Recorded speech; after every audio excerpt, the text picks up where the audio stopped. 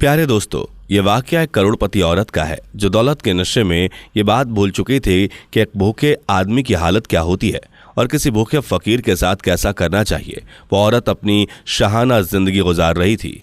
दिन गुजरते जा रहे थे। एक दिन वो अपने घर वापस लौटी तो थकी हारी और भूख से निढाल नजर आ रही थी। उसने जाते ही अपने कमरे में नौकरों को कहा कि मेरे लिए खाना लाओ, लेकिन इतने में दरवाजे से आवाज आई कि कुछ खाने को दे दो। वो औरत कहती है, दरवाजे पर कौन है? जब दरवाजे पर देखते हैं तो एक फकीर खड़ा होता है। निढाल तबीयत है, प्यास की वजह से होंठ सूख चुके हैं। वह खाने का सवाल कर रहा है। नौकरों ने जब औरत को बताया कि एक फकीर है और वह खाना मांग रहा है, उस औरत ने इंतहाई गुरूर के साथ कहा, इसे कहो कि यहाँ से चला जाए, अभी तो मैंने खुद भी खाना नहीं खाया है। फकीर क्योंकि बहुत भूखा था, वो बार बार यही गुजारिश कर रहा था कि मैं भूख से मरा जा रहा हूँ, खुदा के लिए मुझे खाने के लिए कुछ दे दो। यह सुनकर औरत को गुस्सा आता है। वह अपने फ्रिज से खाना निकालती है और बाहर जाकर दरवाजे पर उसके सामने खाना फेंक देती है। वह औरत खाना इस अंदाज में देती है कि ना तो फकीर के हाथ कुछ लगता है और ना औरत के। सारा खाना जमीन पर गिरकर खराब हो जाता है। वह औरत दरवाजे को जोर से बंद करती है और वापस अपने कमरे में आ जाती है। फकीर जो अपनी पेट की आग बुझाने के लिए दर बदर की ठोकरें खा रहा था, जब उसने देखा कि उस औरत ने खाना इस तरह जमीन पर फेंक कर बर्बाद कर दिया, तो उसने आसमान की तरफ देखा, लबों ही लबों में कुछ कहा और वहां से चल दिया। वो औरत जाकर टेबल पर बैठ जाती है और खाना शुरू करती है। खाना खाने के कुछ ही देर बाद उसे लगता है कि शायद उसके पेट में कोई तकलीफ महसूस हो रही है। वह दवा लेती है, लेकिन वह दर्द आहिस्ता आहिस्ता बढ़ना शुरू हो जाता है। वो अपना इलाज भी कराती है, लेकिन तकलीफ थी कि रुकने का नाम ही नहीं ले रही थी, बढ़ती ही जा रही थी। और साथ में एक बड़ी परेशानी ये थी कि पेट का साइज भी बढ़ता जा रहा था। इस बात को लेकर वो औरत बहुत परेशान थी। एक तो तकलीफ थी और दूसरा यह पेट बढ़ रहा था। आखिर कुछ दिनों के बाद वह एक डॉक्टर के पास गई। डॉक्टर ने उस औरत का चेकअप करना शुरू किया। जैसे ही अल्ट्रासाउंड में उन्हें कुछ नजर आया तो वो बहुत हैरान हुए। चेकअप के बाद औरत को बताया गया कि उसके पेट में एक बहुत बड़ी रसौली है। ऑपरेशन के जरिए उसे निकाला जा सकता है। आखिर फैसला किया गया कि ऑपरेशन कर दिया जाए। ऑपरेशन करके पेट से रसौली निकाली गई तो सब लोग देखकर हैरान हो गए। यह एक बहुत बड़े साइज की रसौली है और मुमकिन था कि चंद दिनों के अंदर अंदर इस औरत की जान भी जा सकती थी। सब लोग हैरान थे कि आखिर इतनी जल्दी यह रसौली कैसे इतनी बड़ी हो सकती है। लेकिन वह औरत दिल ही दिल में समझ गई और अपनी गलती को याद करने लगी। कुछ वक्त पहले उसके दरवाजे पर एक फकीर आया था।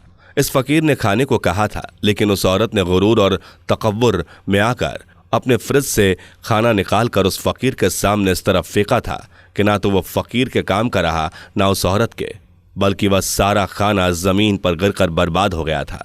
और इसी खाने की बेहुरमती की वजह से उसको यह सजा मिली। हमें भी इस बात से सबक सीखना चाहिए और भूखे इंसान को नहीं सताना चाहिए। दोस्तों, एक तरफ वो औरत थी, जबकि दूसरी तरफ वो औरत भी होती हैं जो काफ़ी दौलत रखने के बावजूद भी घमंड नहीं करती। जैसे बयान किया जाता है कि एक गांव में एक नेक परहेजगार औरत रहती थी। वह बहुत ज़्यादा सखी थी। वह इतनी नेक दिल, इतनी मेहमान नवाज और इस कदर गरीबों पर खर्च करने वाली थी कि लोग उसे हातिम ताई की बेटी कहते थे। वह गाँव सड़क के करीब में था। वहाँ पहले कोई बस स्टॉप नहीं था, ना ही उस गांव में बस आती थी, लेकिन लोगों के आने जाने की वजह से आहिस्ता आहिस्ता सड़क के ऊपर बस स्टॉप बना दिया गया। आसपास के गांव के लोग 5-5, 10-10 मील चलकर वहां आते और कारोबार के लिए शहर जाया करते थे। कभी कभी ऐसा होता था कि बस का वक्त खत्म हो जाता तो उन बेचारों के पास वहां रुकने के लिए कोई इंतजाम नहीं होता था, इसलिए वो उस रात को बैठकर गुजारते थे, भूखे प्यासे रहते थे। अगर औरतें साथ होती तो और ज्यादा परेशानी होती थी। इस औरत ने महसूस किया कि यहाँ तो इनके लिए कोई इंतजाम होना चाहिए। चुनाचे इस नेक औरत ने अपने शौहर से कहा, क्यों ना हम लोगों के आराम के लिए एक मेहमान खाना बनवा दे, ताकि वे लोग जो रात को आगे या पीछे नहीं जा सकते वह आसानी से रात गुजार सके और वह अगले दिन अपने काम के लिए रवाना हो जाया करें।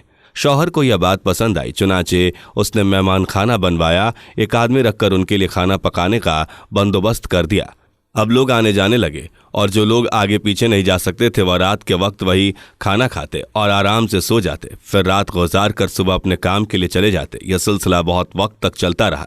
चुनाचे किसी जालिम शख्स ने इस औरत के शौहर को यह मशवरा दिया कि आपकी बीवी तो आपको कंगाल कर देगी, रोजाना इतना खाना पकता है, फालतू लोग आकर खा जाते हैं, ऐसी सखावत का भी क्या फायदा। जब दोस्त ने शौहर को बार बार मशवरा दिया तो शौहर के दिल में भी ये बात आ गई कि भाई यह तो वाकई लोगों ने तमाशा बना लिया है, रोज़ आते हैं और खाकर चले जाते हैं।